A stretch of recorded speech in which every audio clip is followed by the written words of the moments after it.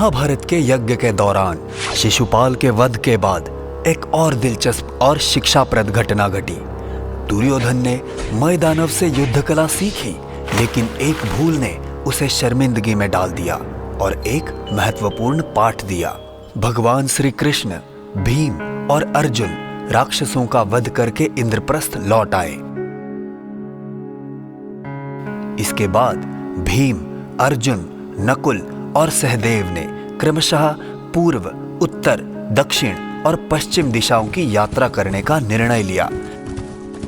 सभी ने युधिष्ठिर की अधीनता स्वीकार की। इसके बाद यज्ञ की शुरुआत हुई।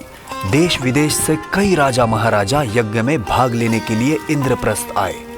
भीष्म, द्रुपद, कृपाचार्य, अश्वत्थामा, दुर्योधन और अन्य कौरव भी यज्ञ में भाग लेने के लिए आए। इस प्रकार उपस्थित सभी योद्धाओं से यज्ञ सफलतापूर्वक संपन्न हुआ। यज्ञ के संपन्न होने के बाद अग्र पूजा करने का समय आया। इस समय भीष्म ने युधिष्ठिर से कहा, यहाँ उपस्थित सभी सभासदों में श्री कृष्ण सबसे श्रेष्ठ है, इसलिए सबसे पहले उनका पूजन होना चाहिए। भगवान श्री कृष्ण का पूजन करने के लिए सहदेव उनके पांव में गिर पड़े। उसी समय चेदी राज्य का राजा शिशुपाल श्री कृष्ण का अपमान करने लगा। ये देखकर दुर्योधन को खुशी हुई। शिशुपाल ने भगवान श्री कृष्ण को अपशब्द कहे और उनके बारे में अशोभनीय बातें कही, जिससे सभा में उत्तेजना फैल गई। शिशुपाल ने बार बार भगवान श्री कृष्ण को गालियां दी, पर श्री कृष्ण शांत रहे। वे जानते थे कि उनके लिए यह समय शिशुपाल के साथ वचनबद्धता पूरी करने का था। शिशुपाल की गालियां सुनकर भीम का गुस्सा बढ़ गया।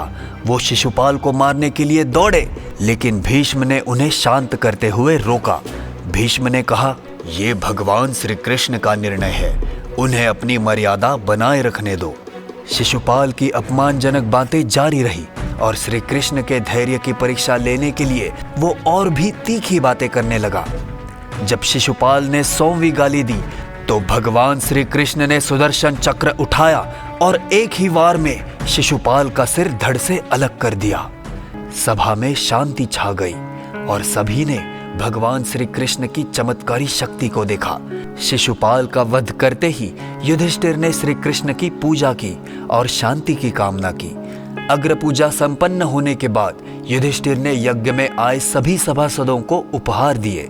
युधिष्ठिर ने शिशुपाल के मारे जाने के बाद चेदी राज्य का शासन शिशुपाल के भाई को सौंपा।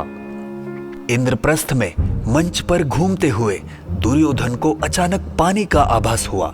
वो पानी पीने के लिए उस स्थान पर गया, लेकिन जैसे ही वहां वो पहुंचा, उसने देखा कि वो स्थान पारदर्शी शीशे से बना था। फिर दुर्योधन चलते चलते द्रौपदी से टकरा गया। द्रौपदी को देखकर दुर्योधन ने उसकी ओर गुस्से में देखा, लेकिन द्रौपदी ने उसकी उपेक्षा करते हुए कहा, तुम्हारा यहाँ क्या काम है? दुर्योधन ने अपनी गलती का एहसास किया और ध्यानपूर्वक चलने का संकल्प किया।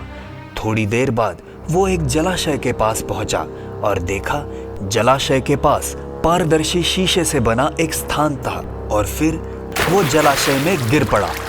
जैसे ही वो जलाशय में गिरा, वहां उपस्थित लोग हंसी में फूट पड़े। कुछ लोग तो इतने अधिक हंसी में थे कि उन्हें अपने आसपास के हालात का भी ध्यान नहीं रहा। दुर्योधन अत्यधिक शर्मिंदा हुआ। उसने तुरंत युधिष्ठिर से विदा ली और फिर अपने मामा शकुनी के साथ हस्तिनापुर लौटने निकल पड़ा। यह स्पष्ट होता है कि जीवन में विनम्रता और समझदारी सबसे महत्वपूर्ण है। अपनी गलती का स्वीकार करना और सुधारने का प्रयास करना ही सच्ची वीरता है।